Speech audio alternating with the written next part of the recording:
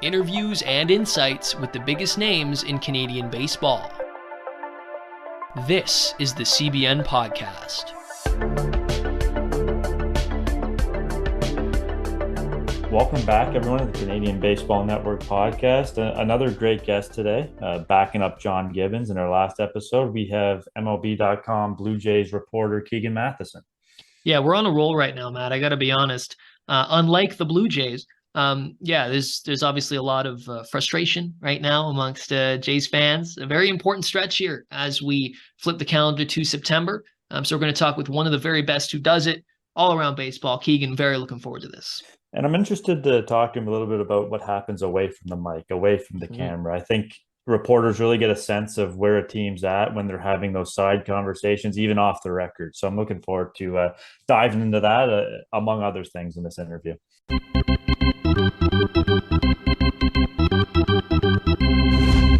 All right, well, we're thrilled to be joined on the Canadian Baseball Network podcast by Blue Jays MLB.com reporter Keegan Matheson. Keegan, how's it going? I'm doing very well, guys. How's everyone? Good. And live from Denver, where the Blue Jays are about to start a 3-game series with the Rockies. I have to ask a question, though. I saw on Twitter last night that you went and you had a blunt last night. I did. It's everything I've heard of and more in Denver. It's I love it here, man. When I'm in road cities, I think a lot of my friends who do not understand my job, which is most of my friends, which makes sense, think that when I'm on the road, I am doing very touristy activities. That, every time I'm in New York, I'm at the tip of the Empire State Building.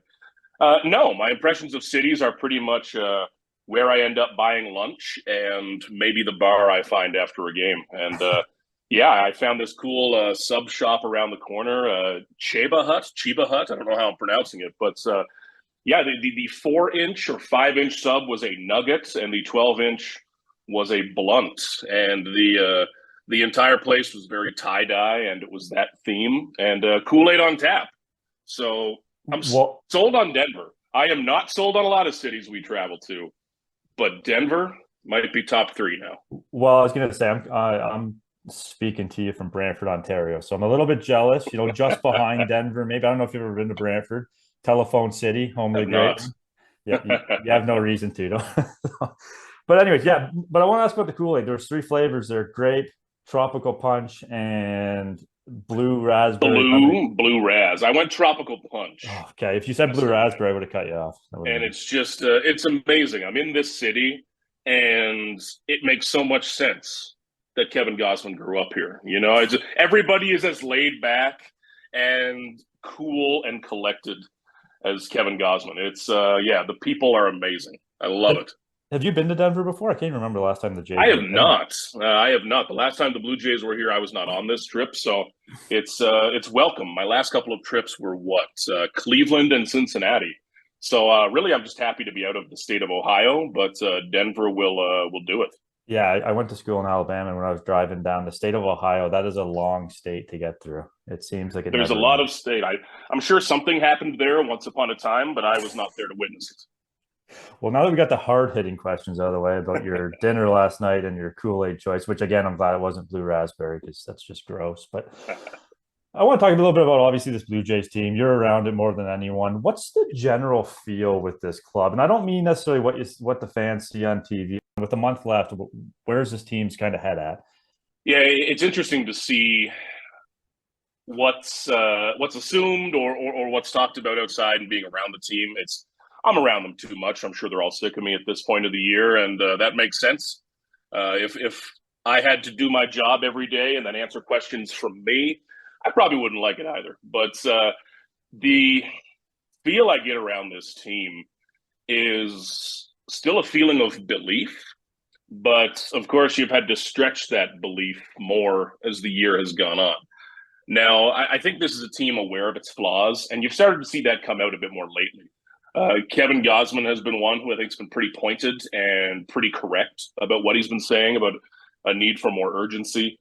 You've seen Chris Bassett talk in a very interesting way about that, I think. Even John Schneider has gotten to the point where it's still a little bit of patience, still belief in the team, but let's go. Hurry up. Make it happen. So I think the team is aware that the clock is ticking, How the team discusses that internally is a lot different than what they say to me after they walk out of the clubhouse and speak to us, of course. But it's been one of the more interesting seasons I've covered, and definitely, I think the most frustrating, challenging from a team perspective, because for a lot of the year, I've been asking, who are the Blue Jays? Who is this team? I don't really know yet. They put themselves in a position to create an answer for that, but so far they have been a team that is almost a lot of things. They're almost their potential. They are almost in the race. They are almost getting on that hot streak, but just haven't. And I know you guys see this as well. For the sake of longevity and sanity, I try not to look at Twitter mentions too much anymore. But you see it reflected in the fan base, I think, very much. A fan base that really wants to connect with this team. They want this team to go on a run. They want it to be that magic of 15 and 16. But I think this is a lesson on when you're at the top or when you're near the top and it doesn't go right, it sucks. And up until this point, it's fun when you make a run without expectations. It's fun when you're the Mariners, when you're the Reds, maybe. That's as good as it gets. But when you're expecting things to happen and they don't, like the Blue Jays, it sucks. And it's another thing that's interested me is how the conversation around expectations change. You've heard it a few times last week. Well, hey, we're playing meaningful baseball in September. Who cares? My God. Meaningful baseball was not the point of all this. The point of all this was to win the division. There are 3 wildcard spots now. As long as you don't give up, you got a shot. Lowering the bar to being happy with competing for the 3rd wildcard spot, no. That doesn't land with me. This is a team that I think is, by not competing for the division, already way below expectations. But you can salvage that. You can make people forget a lot if you go on a run here, if you're the Blue Jays, and that's what they got to do. Yeah, and I think you kind of hit the nail on the head with the fan base and how in touch you are with. I've seen so many people say how frustrating this team is to follow and watch because they love them. Like the fans love them. There's no doubt about that. But it's every night it's like a roller coaster. So, you watch them beat the Nationals the other day, 7-0. 2 days before that, they're getting, it's been an up and down roller coaster for sure. But again, you mentioned setting up the chance to redeem themselves. These next 9 games, there's a lot being talked about these games. Playing bad teams. What do you think an acceptable record as far as moving closer to a playoff spot would be after these 9 games are done? I think you have to take 7, maybe, at this point. Going into the stretch of 15, when you go back to include the Nationals and who was before that? This is a blur at this time of year. Cleveland. 5 teams that aren't exactly competitive, and now coming up with these 3 with Colorado, the A's, and the Royals. They're not good teams, period. You can run into young teams trying to make something happen at this time of year, sure. But these are not good baseball teams. So I think one trick is to not sink to that level, because at times in the Cleveland series and in the Washington series, it was just terrible baseball. And for me, in my job, I don't care who wins. I just care about there being a good story. And man, there wasn't even that. It was bad baseball, especially a couple of those games that went up to the end, the one into extras. Just seemed like nobody wanted to win. I mean, somebody grab this game and do something. My God. So it's about playing the Blue Jays brand of baseball. And I think that's what Bo Bichette was getting at quite a bit when he spoke about playing a fearless brand of baseball. Be fearless, be who the Blue Jays are, instead of getting stuck in a bad baseball game. It sounds easy, but we see what it looks like when it happens. And like we've seen all season, this probably is going to come down to whether or not they score some runs. The starting rotation will probably be pretty good. Are they going to wear out? We'll see. But it's all about the offense and whether they can do something. Doesn't need to be 10 runs, but something. Yeah, I think 7. And that was Jackson and I were speaking before. So I think 7 is probably the number. I know Jays fans want 9-0, but that's just not the way this works. No. So is it Horwitz and Green for sure? Are those the additions? Horwitz and Green, and good on Chad Green, finally getting back. He's had to take a bit of a long road. He had to take a ball off the head and delay himself for a while. And good on Spencer Horwitz, who's reaching base almost half the time in AAA. I mean, Spencer Horwitz interests the hell out of me as a hitter. And maybe because that was my weird type of player growing up. I always liked the on-base monster. I was for some reason, I was a weird kid who never cared about the big power numbers, McGuire, Sosa, whatever. I always loved that type of player who could work counts, lead the league in walks. And maybe I just grew up cheap. I grew up with a Moneyball brain, you know. I was at a small market brain, maybe. But Spencer Horwitz, I think, has deserved to be on this roster for a while. After a lot of up and down with Nathan Lucas, recently Mason McCoy, Horwitz has deserved to be here for a while, and I think deserves an opportunity at a very big role next year. But for now, I think makes a ton of sense as a guy who can sit on the bench for 3 days and then pop up and give you a good at-bat, because he has maybe the best plate approach in the organization. I know Alan Roden is probably in that conversation as well. But Horwitz is just such a pro at-bat, and I think does fit in there very nicely, even if maybe he only takes 12 at-bats. The entire month, they might be valuable. Well, that kind of jumps to my next question is where does he fit in on this roster? Do you see him as a guy that's getting 12 at-bats a week? Do you see him as a guy, like, where does he fit into defensively? Where does he fit into the lineup? Just get your overall thoughts on that. Yeah, I think going into the offseason, when you look at this team, Kevin Kiermaier, a free agent, Brandon Belt, a free agent, Matt Chapman, a free agent. We'll probably end up talking about Matt Chapman the most come winter, but you need somebody to pair with Vladdy at first base into that DH. Maybe Horwitz plays the odd inning in the corner outfield. I don't see it too much, but I think he makes a lot of sense replacing Brandon Belt in that type of role, those numbers of at-bats. He is a different guy, different style, not the same type of player, but I think makes a lot of sense in that lineup. And then by mid-season, if you have someone like Alan Roden, our number 7 prospect right now, you're starting to build a lineup with some real on-base guys. And I think the Blue Jays should be hitting for more power and still embracing that identity. This is another thing where they've underwhelmed, and then the conversation has adjusted itself to make it sound like that was going to happen all along. No, the Blue Jays should be top 5 home runs. This were a hit and run and fielding team. No, absolutely not. Not this team. But if you can support the power bats with a few more of those real high on base guys like Horwitz, who I think can be that 370 on base guy in the big leagues. And most guys can hit 20 home runs in the big leagues now. Horwitz can give you 15 or 20. That's a valuable bat. And the organization loves him, really likes the guy. It's a lot of times when, I'm trying to say this carefully, a lot of times over the years. Please don't say it carefully. As profane as possible. But a lot of the times when I'm getting the same question over and over and over again, why aren't they calling up this guy?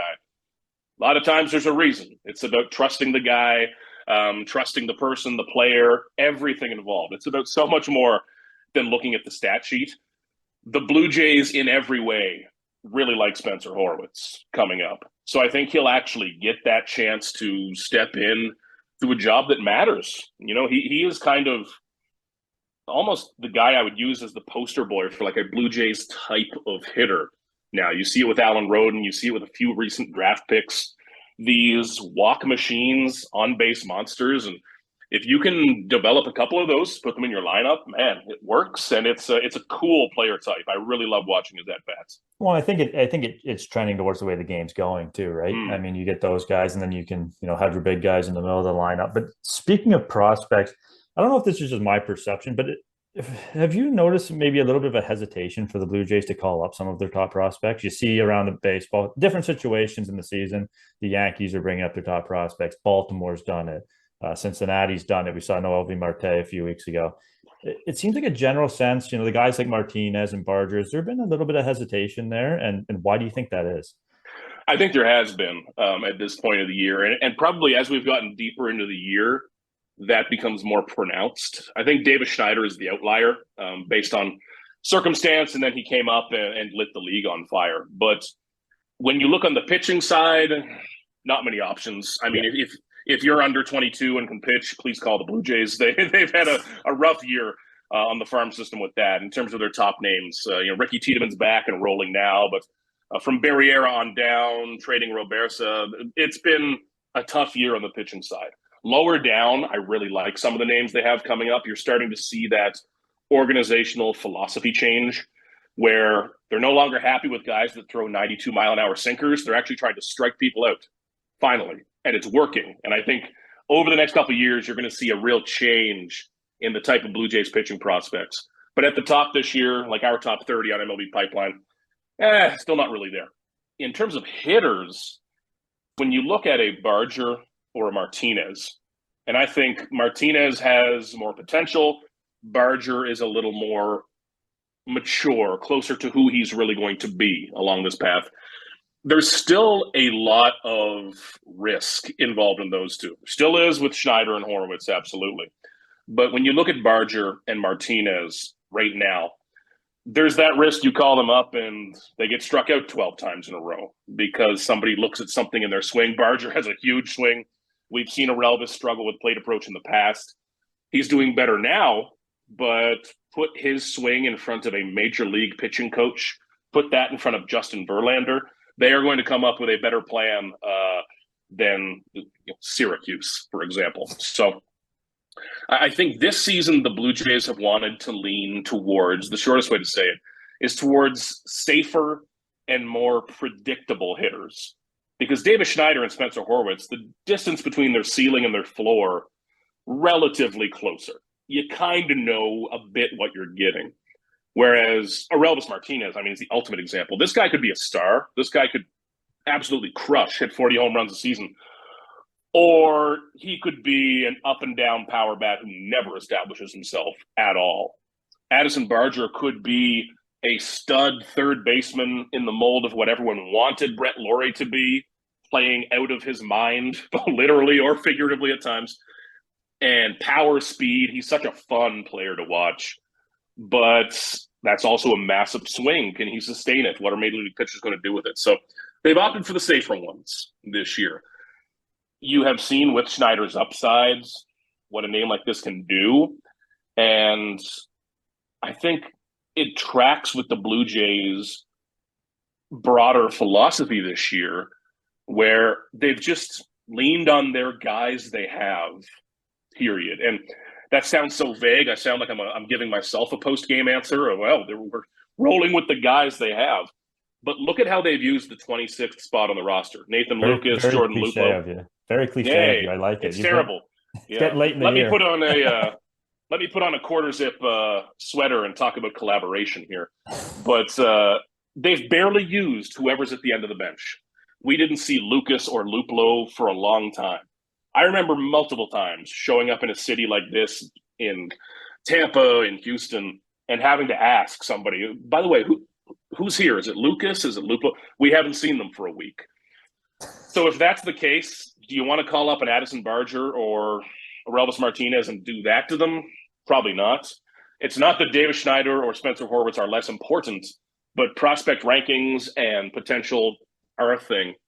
And guys like a Mason McCoy, for example, when that move was announced, I read the email 10 times, wondering, is this is what's happening? Okay, but an interesting approach, but a lot of it comes down to how they've handled that 26th man, which is pretty much not using it. They're playing with a 25.1 player roster most of this season. Baseball, a carnival, and an important cause make for a great day. The Baseball Zone, in collaboration with ALS Double Play, is hosting the first annual Baseball Carnival, Strikeout ALS. Join their family-friendly event that'll include carnival games, food and vendors, baseball activities and competitions, helping to support an important cause, a live podcast, and entertainment. I look forward to seeing you on Saturday, September 9th from 11 a.m. to 3 p.m. at the Baseball Zone, located at 1081 Breivik Place, Mississauga, Ontario. Register online at thebaseballzone.ca. Tickets will also be available at the door. All proceeds from the tickets will go to support ALS research. Let's strike out ALS. Now back to the interview. Good insight there. The thing with Martinez for me was just that power. I mean, you've talked about how they've been missing that. There's a little bit of intrigue there, obviously, but again, he's only 21 years old. I mean, Yeah. you talk about getting up into the big leagues, it's a different animal. But I want to talk a little bit about John Schneider, and I don't want to talk about the Kirk pinch running thing. That's beat to death. I don't want to ever hear about that again. But managers get crucified often in big league baseball. So. Yeah. But in your opinion, what kind of a job has he done with this team this year? Yeah, it's the most misunderstood job in sports. It's why I think from now on, as a BBWA member, we vote on annual awards every year. I don't think I'm going to vote on Manager of the Year again. I think I would decline that vote because I don't know what the hell these guys do on other teams. You know, I can go to my Yankees writer, my Twins writer, and I can say, hey, what's your guy like? What's Boone like? What's Baldelli like? But unless you are covering the team, it's so hard to look at another team and know who does what. So I thought of this just the other day, actually writing an inbox at MLB.com, and someone asked what Don Mattingly does. And I'm never sure if those questions are in a curious tone or in like a what the hell does this guy do tone. I'm assuming the latter. But that got me thinking, you know, Don Mattingly, for example, you see him on the bench. He can read the game so well. So if the Blue Jays execute a pickoff play or a set play, a back pick from Danny Jansen, a lot of the times that's Don Mattingly doing that. Then you have hitting coaches in the dugout. You see Gil Kim in there a lot of the times handling whether it's the in-game stuff, speaking with the replay room, a lot of the communication stuff. When you look at John Schneider, I think so much of a modern manager's job right now is misunderstood because if a Yusei Kikuchi is a good example, if he gets taken out after 79 pitches and he's rolling, that's not John Schneider sitting there just saying, hey, that's enough. That is a plan that they have had probably an annoying number of meetings about that week and prior to the game, with pitching coaches, with analytics guys, with front office members. Everyone's involved in that, and that's all mapped out. John Schneider walks out to do it, so he's the one who gets crucified, and he's the one who gets his name trending on Twitter every day. But it's a misunderstood job. It's not excusing everything. There are things like the Kirk pinch run I didn't agree with, and some in-game management that still is a manager. It's not a puppet by any means. It's still directly impacts a team's success. And like I said, with managing people, I think how Schneider has managed a team that's struggling is as important as anything. When I go back to other managers I've covered, like to John Gibbons, for example, that was a team with goodness. Bautista, Donaldson, Russ Martin, Troy Tulowitzki, David Price. Like there were enough personalities to fill a country in that room. They're big personalities, which did not always mesh perfectly, let's say. Gibby knew when to get involved and when to stand back and say, hey, they've got this thing rolling on their own, go do it. That's a real skill that I only came to appreciate seeing it up close. And that's how I judge managers a bit more now. You know, I've seen Schneider come up with a lot of those players. I've seen him working with new veterans. And it's also a tough balance because I see how upset people get about quotes that he will give to me. You know, when he will say after a game, well, you know, we just need to get rolling tomorrow, blah, blah, blah. I assume that's not what he's saying to George Springer and Bo Bichette. I assume I am getting a lesser version of it, and that's cool. That's how the world works. So it's a long-winded way of saying it's a tough evaluation, but I think over the next month, you are going to see what you need to see about John Schneider to make your judgment. I think this is the time, for me included, to really see it, because you're going to be managing frustrations. You're going to be managing some anxieties of players who are dealing with massive expectations that they're not meeting right now. So it's time for something to change in the way they play. And some of that does need to come from a manager, whether that's lineup stuff, whether it's in-game stuff. You need somebody to be the catalyst. And when you're not having a star performance, you don't have Vladdy doing what Julio Rodriguez is doing right now. You don't have Bo Bichette healthy. You don't have Matt Chapman healthy. A spark has to come from somewhere, and I think that has to come from something more on the managerial side, with mixing up a lineup, being aggressive, I think is one good one too. Got one for you here, Keegan. Zooming out a little bit, talking big picture for a second. So we've got a month left in the season. Fangraphs currently has the Jays at making the playoffs 43.7% as of September 1st. Let's say that holds. Let's say the Jays do miss the playoffs. Now, you're going to answer this question a million times in the winter if that does happen. Oh, yeah. But given Rogers holding a top 10 payroll this year, all the renovations, everything else, where would that leave Ross Atkins? The first places you look are GM and manager. And Ross Atkins has already had John Gibbons, who they inherited, Charlie Montoyo, and now John Schneider. It's not often that you go to a fourth manager. It's not often that a GM is given that many tickets to ride down. It's kind of that hierarchy. Maybe a president might get a couple of GMs, a GM might get a couple of managers, a manager gets a couple of hitting coaches. It's the same cruel hierarchy that exists in any business. It's just, it looks a little cooler in baseball, but it's still there. The guy beneath you has to take a fall or two, and eventually it's your turn. So a lot of eyes will be on that front office if this does not work, because they tried to do something this year by kind of rebranding, I guess is the word I've used the most, by moving out Teoscar and Lourdes, moving out Gabby Moreno, which was a big one, and bringing in more of a focus on defense and playing clean, tight, mistake-free baseball. Now, that idea itself, I like a lot, because that's why the Rays are usually so good. They're just the team that screws up second. They let somebody else screw up first because they play such a tight brand of baseball. But at the time and throughout the offseason, spring training, I think the way I put it was that they're a different team, but I don't know if they're better or worse.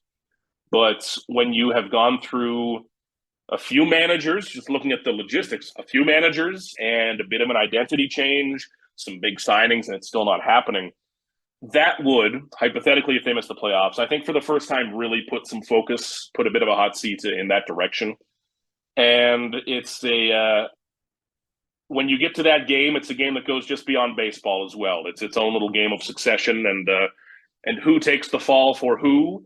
But that will be absolutely fascinating, because I think it's a situation where I know everyone will have an opinion one side or the other on this, but I don't think it's a absolute no doubt. Okay, GM goes, manager goes. It's one where I think you see a bit of that game played, and would be really interesting, because you get into the situation of an argument on both sides. Yeah, something's got to change. This team didn't look the parts, change something. But also, you've got a huge payroll. You've got lots of good players. Is it just another adjustment off? It's, I'm the last hockey guy in the world, but it's not dissimilar to where the Leafs are at. You've got an incredible team, but is it just one thing off, or do you need to blow it up? And it's a very Toronto disease that sports teams have, I guess. How close do you think the aging core is dramatically? I don't mean blowing it up. I mean, some of those major changes maybe in the front office, given that Bo's still under contract, Vladdy still has a few more years. So where do you see that kind of trending if they are to miss the playoffs? I think it lives with those guys right there. It lives with Vladdy and it lives with Bo as those guys grow up, because when we talk about competitive windows, we talk about a young core, we talk about veterans. What we're talking about is money, period. And it's the way to win in MLB is, spending some cash, but you absolutely need to have young talent who's performing while they are cheap. That's the part we don't say out loud at all. And I don't like it, because it turns players into commodities. I don't like the sound of the language. But it's like in the NFL when you have a rookie quarterback who is helping you win for $5 million instead of $42 million. You take that $37 million and you get other good players. It's so much easier. And as Vladdy and Bo get more expensive, Danny Jansen will be another behind him who I try to force myself to include in a core conversation every time because I think Jansen's a really important piece. But going forward, a lot of these contracts, when you look at Kevin Gausman with 3 left, George Springer with 3 left, how will those look? A lot of it's lined up with Vladdy and Bo. Now, that's why I think this offseason will tell us a lot about how this front office and about how Rogers ownership views this window. Front offices don't love the term window, but who cares? It's easy. And if they go out and start signing players for beyond 3-4 years, if they're making big deals, okay, that's an arrow in a certain direction. But there's also a path this team can take where it's just, hey, let's go all in the next couple of years. We've got Vladdy, we've got Bo. And as much as I know fans would like both of them to stay, I cannot stress enough how attractive it must be to be a free agent in any sport.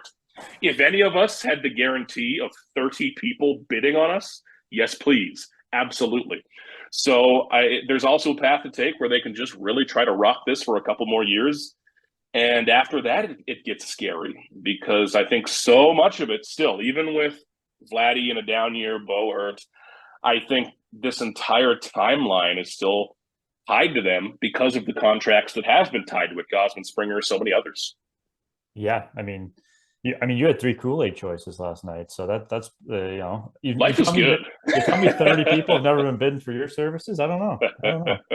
Being the eternal optimist that you are, give Jays fans a reason to believe down the stretch and what you think they need to do and how realistic that is to get into the playoffs. Oh, right now, and we can scrub this audio when I'm wrong. Like I hope always happens. No, this lives forever. You know it goes on the internet, it lives forever. Definitely, yeah. Let's dig up all my Alek Manoah predictions from spring training. But right now, I still take the over. I still take the yes for playoffs because they are playing an absolute pillow soft schedule for the next 10 days. I still believe this is a team that gets into the playoffs somehow towards the end. And the source of optimism, and again, I feel like I'm repeating what a lot of players have said, Chris Bassett yesterday, is just that the players are there. And I am a little more, I don't even tie this to stats and numbers as much. Mine is a bit more whimsical, floating around. Just, hey, the players are there and they're good. Maybe it clicks. I'm not getting into expected stats, expected numbers. I think my brain has been fried on those this year. If I see another Vladimir Guerrero Jr. expected stat chart, I might lose it completely. But when you look at just stepping back, big picture, philosophically, the players are there. And it reminds me a lot, guys, of the 2021 offense when Vladdy played out of his mind, Marcus Semien played incredibly. That offense, if you don't get this pitching staff and this pitching staff and bullpen, starters and relievers, if you don't get them to the postseason, I'm talking about that for a decade. Like, that is the one I reference 2 years from now when they have a bad rotation, saying, man, imagine that 2023 rotation. 7 years from now, when a bullpen melts down in August and they miss the playoffs, I'm saying, man, oh man, remember that 2023 bullpen, the best we've seen in a long time in Toronto, that just didn't make it. You have to do it. These things don't happen. You don't get 5 veteran starters who all have excellent years in their 30s all that often. You've got to capitalize. They have the talent. And it's, I've said 100 times this year, put the Blue Jays on a sheet of paper next to the Mariners roster, for example, and ask your casual baseball fan buddy who they recognize more of. Blue Jays, 10 out of 10. They have the names, they have the talent, they have the name brand. It's just got to happen. And I know it's been a while. I know you've heard it'll happen soon a million times, but maybe there is still a soon out there, despite the many reasons they've given you not to believe it. Yeah, I always say you don't realize a bullpen until it's bad. Exactly. Now you finally have a good one. Yeah, it would be a shame, and obviously the starters too. But bullpen. I just listened to the complaint about this bullpen for decades. They don't last forever either. The same bullpen could suck next year. It's how relievers work. So, man, you got to do it when you can do it. Speaking of which, talking about the rotation, talking about Alek Manoah briefly there, talking about a guy who's just had a season from hell. Where does he go from here? What does his offseason look like? And what kind of projection can we talk about for next season? I think he's probably the most interesting player on this roster right now. Not in a good way, in a bad way. But that is, whether this ends in a disaster or they make the playoffs, whenever the offseason comes, that's probably my number one question. It's not what do you do with Matt Chapman. You either sign him or you find another third baseman. Easy. But I don't know who Alek Manoah is right now, and that's a very strange place to be. Speaking of first questions, my first question today will be, what's going on now with him? It's been 3 weeks since he was optioned. What's going on? I know that he was in Toronto for 11, 12 days. The Blue Jays told us, going through some tests, making sure he was healthy. But if a starting pitcher tomorrow, next week, shakes their arm, grabs their oblique, Manoah's not there as even the number 6 right now. I don't know what's going on there. That's a really strange spot. So I think if I were betting right now, and there's not even a favorite on the board, there's a million ways this can go. Maybe Manoah is a bit of a back end, hope you can eat some innings while you rebuild him next year. Or do you need to go out and spend $16 million on a pitcher? That's how much the answer to this question is going to cost the Blue Jays. Is Manoah the guy you can rely on for a couple $1 million, or is his failure adding 10 or 20 million bucks to your payroll next year? Really tough spot. If he comes back, that'll be a hell of a comeback story to write. But there's just a lot of arrows pointing in either a bad direction or a very mysterious direction right now. And when a player is struggling, I have learned that mystery is usually not a good thing. One last question. I lied. I have one more question before we let you go. Speaking of Manoah, is in your opinion, what you've seen, is this more of a Yusei Kikuchi, Jose Barrios-ish type situation, or an Aaron Sanchez type situation where he might just fall completely off the map? Yeah, the risk is definitely the latter, because last year, comparing those three, Rios was never really off. He wasn't taking guys' heads off. He didn't look terrible. But when he missed, it was just in the real wrong place. He got rocked. Yusei Kikuchi did look terrible at times last year. Credit to him for a bounce-back season I did not see coming. Full credit to him. But last year, Kikuchi and Barrios both, it was a different experience, different wording used about those guys. And in both situations, obviously there's always a mental aspect, mental and physical overlap a lot. But I got the impression that it was more about fixing the delivery and you're good to go. Never was it discussed, let's spend 11 days doing tests on this guy and then have him disappear for another week or two. This is very unique, what's happening right now. And I think when I look back through this season, all the times I've spoken to Alek post-game or between starts, I think back, I believe it was in Tampa after a start, when he said that he was, I forget the exact quote, but, trying, instead of throwing strikes, he was trying to not throw a ball. And that was the moment for me that I said, okay, that's what's going on. That's what it is. Because if it's a grip thing, if it's a delivery, an arm slot location, you can figure that out. But when you have a guy thinking that much on the mound, and listen, when Alek Manoah is trying to think about balls and strikes, that's his bread and butter, pounding the zone. The moment he said that, I changed how I thought about all of this, I think. And it's clearly something where there is a mental component to it.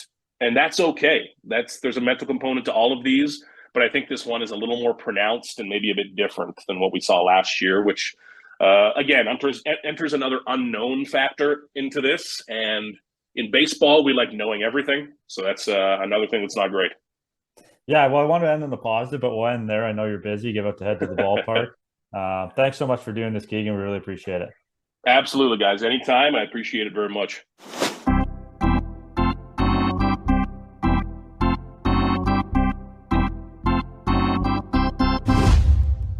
That was a great conversation, Jackson. A lot of insight. For someone that's so close to the team, you really opened up about kind of what the mindset of the Blue Jays is going down the stretch here.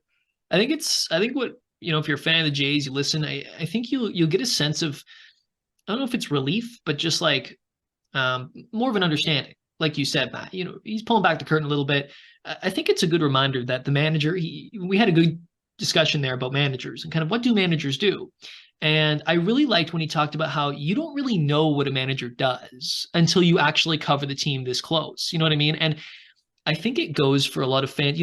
Maybe when something does happen on the field, a decision is made, it might not be all Schneider. You know what I mean? Sitting there making the decision all by himself. I definitely think that nuance is so important nowadays. You see it on social media all the time. He mentioned it himself. Schneider's name is always trending. So I really enjoyed that little factoid, and I think it's important to provide, especially at a very emotional time of year. Yeah, and it's funny, I was gonna say it always seems like on Schneider's post-game press conference, it's Keegan asking the first question. Yeah. So he's right in there, and obviously has a great insight on this team. But I think it's important to discuss that Schneider Atkins, dynamic going forward, because personally, I think they take way more crap than they maybe should. I think a lot of this should fall on the players, if they don't, the way they're played, and if they don't make the playoffs.